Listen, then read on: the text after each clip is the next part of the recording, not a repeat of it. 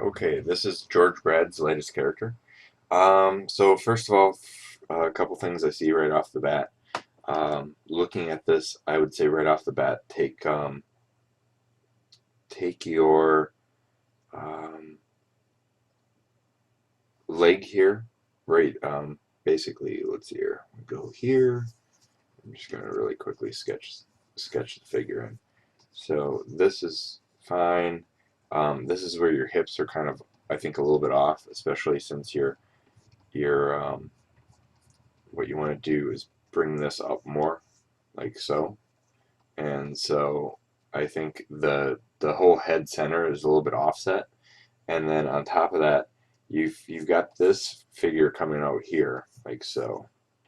All right, knee, so on. And then what you want to do is you want to bring this point out right like this, and define this ankle a little bit more. This one is fine. All right, so this one looks natural. The problem here is you look center-toed, or no, like everything's pointing in the wrong direction. So what I would say is come down, bring this one here, and I think um, this is just needs to be a little bit longer. And then if this is at this angle, this one you should have out here, like so. So I would actually angle this one out um, much more like that. I think that's a much better stance. And then watch out on your foreshortening on your arms. So if the torso is basically 3/4 of an angle, and you're going to put out the arm like so, and you're balancing this, what's going to happen is you're going to get a lot more foreshortening on this. And the way you've done this, um, so the way you've done this is you've kind of not overlapped it properly, and so put the hand in front of the arm. Same thing here, where you've got it on her hips here like this. So you want to have that because it would from a top view it would actually be fingers and then the palm and then it would come out like this. So your wrist is actually back here a little bit more. And then if that's the case too, um, this shoulder is going to be pushed over a little bit more. So just get that basic anatomy down before you start on your progress. So that's some things I would say right off the bat. The other thing I would do is watch your angles because right now you've got pretty much like a quarter of a circle here. So if that quarter of the circle, I think putting this here, um, like this, more angled, more back, so you show more of the arm coming out. So those are things that I would tell you to work on right off the bat. The other thing I would say right off is the skin tone. You've got a very pinkish color with red horns, and I would say actually put in a little bit more of that red in your shadows. So use your darks um, like so,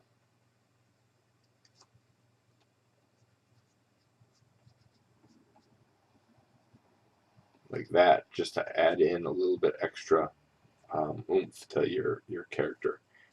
So that's something I would tend to do too, um, and that'll actually kind of unify your character as well. The next thing too is when you're doing this, add a little bit of the red color into the gold here. So like this, you've got kind of that idea going here, but there's really no color that needs to come there. So what I would say right off the bat is to take some of this reds and add the reds into